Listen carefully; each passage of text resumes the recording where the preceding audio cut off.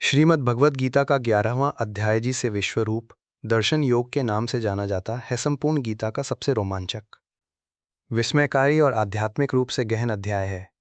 यदि गीता को उपनिषदों का सार माना जाए तो यह अध्याय उस सार का प्रत्यक्ष साक्षात्कार है। अब तक के अध्यायों में भगवान श्री कृष्ण ने अर्जुन को ज्ञान कर्म और भक्ति के सैद्धांतिक मार्गों का उपदेश दिया था। 10वें अध्याय विभूति योग में भगवान ने अपनी विभूतियों का वर्णन करते हुए बताया था कि संसार की प्रत्येक उत्कृष्ट वस्तु उन्हीं का अंश है।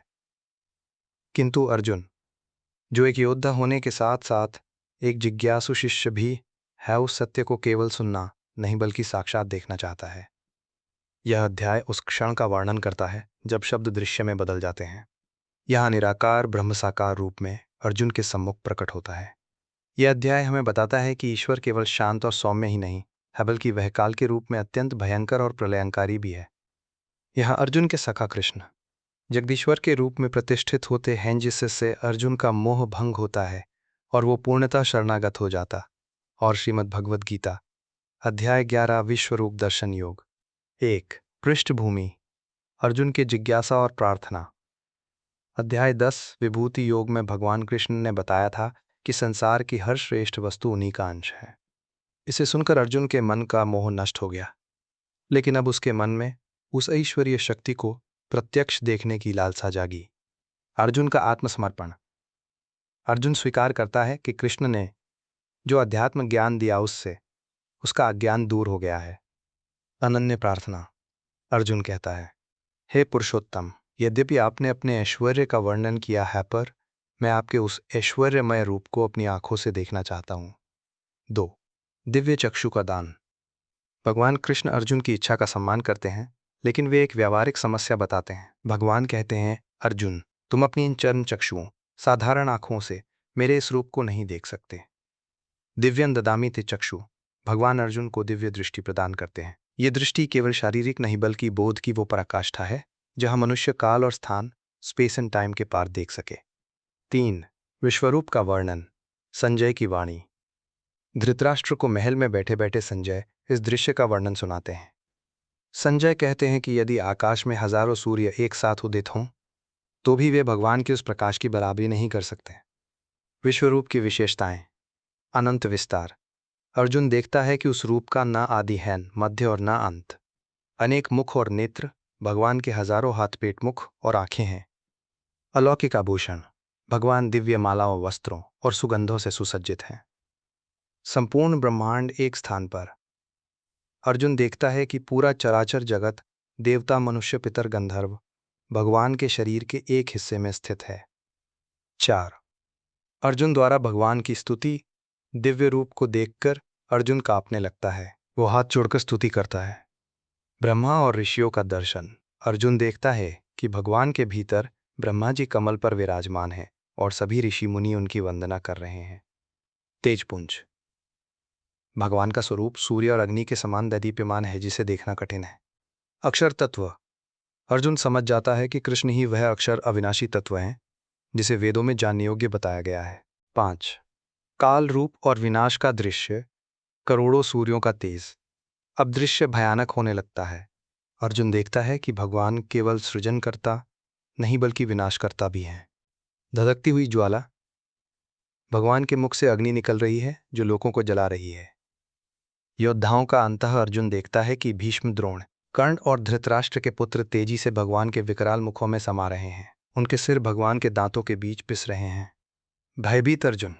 ये देखकर अर्जुन घबरा जाता है और पूछता है, आख्याई में को भगवान उग्र रूपो, हे उग्र रूप वाले आप कौन हैं, मुझे बताइए। 6 भगवान का उत्तर। कालोलस्मि, मैं काल हूं। भगवान कृष्ण यहाँ गीता का सबसे प्रसिद्ध वाक्य कहते हैं, कालोलस्मि लोकक्षय कृत प्रवृद्धो, मैं लोगों का नाश करने वाला बड़ा हुआ काल हूं। इस समय मैं इन सब योद्धाओं का संहार करने के लिए प्रवृत्त हुआ हूं। भगवान का संदेश। 1 होनी को कोई टाल नहीं सकता। भगवान स्पष्ट करते हैं कि अर्जुन युद्ध करे या ना करे, सभी योद्धा काल के गाल में समा चुके हैं। 2 निमित्त मात्रम भव सव्यसाचिन। भगवान अर्जुन से कहते हैं, तू तो केवल एक निमित्त मीडियम बन जा, इन सबको तो मैंने पहले ही मार दिया है। 7 अर्जुन का भय और क्षमा याचना। भगवान के इस विराट रूप को देखकर अर्जुन को अपनी पुरानी गलतियों का एहसास होता है। उसे याद आता है कि उसने कृष्ण को केवल एक मित्र मानकर उनके साथ हंसी मजाक किया, उन्हें कृष्णो यादवो सखा कहकर पुकारा। क्षमा प्रार्थना। अर्जुन साष्टांग प्रणाम करता है और पिता के समान, मित्र के समान और प्रेमी के समान क्षमा मांगता है। सौम्य रूप की प्रार्थना। अर्जुन प्रार्थना करता है कि भगवान अपना वह चतुर्भुज, शंख चक्रगदा पद्मधारी और सौम्य मानव रूप पुनः धारण करें, क्योंकि वो इस विराट रूप को सहने में असमर्थ है। 8। सौम्य रूप में वापसी और उपदेश का सार। भगवान पुनः अपने सौम्य रूप में आते हैं और अर्जुन को सांत्वना देते हैं। वे कहते हैं कि जो रूप अर्जुन ने देखा वह न वेदों के अध्ययन, सेन तप, सेन दान से और न यज्ञ से प्राप्त किया जा सकता है। ये रूप कैसे प्राप्त होता है? भगवान अध्याय के अंत में श्लोक 55 भक्ति का सार बताते हैं। मत कर्म कृन मत परमो। जो मनुष्य केवल मेरे लिए कर्म करता है, जो मेरे परायण है, जो मेरा भक्त है, जो आसक्ति से रहित है और किसी भी प्राणी से वैर नहीं रखता, वही मुझे प्राप्त कर सकता है। निष्कर्ष। अध्याय 11 का समापन केवल एक दृश्य के अंत के रूप में नहीं, बल्कि अर्जुन के पूर्ण आत्म रूपांतरण के रूप में होता है।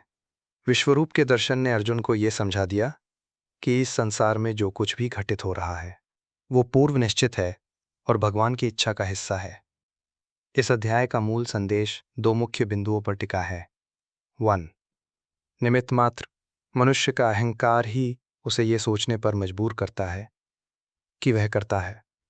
भगवान ने स्पष्ट किया कि युद्ध के परिणाम और शत्रुओं का विनाश पहले ही तय हो चुका है। अर्जुन को तो केवल एक माध्यम, निमित्त बनना है।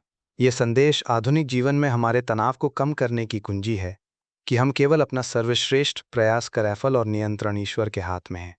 2. अनन्य भक्ति। अध्याय के अंत में भगवान स्पष्ट करते हैं कि उनका ये दुर्लभ रूप न वेदों के पांडित्य से, कठोर तप से और न ही दान से प्राप्त किया जा सकता है। इसे प्राप्त करने का एकमात्र मार्ग अनन्य भक्ति है। ऐसी भक्ति जिसमें कोई स्वार्थ ना हो और जो समस्त प्राणियों के प्रति करुणा से भरी हो। विश्वरूप दर्शन योग हमें सिखाता है कि जब हम अपने संकुचित स्व से ऊपर उठकर ब्रह्मांडीय दृष्टिकोण अपनाते हैं, तब भय समाप्त हो जाता है और केवल श्रद्धा शेष रहती है। यह अध्याय भक्त और भगवान के बीच के उस सेतु को मजबूत करता है जहां भय अंततः प्रेम और समर्पण में बदल जाता है।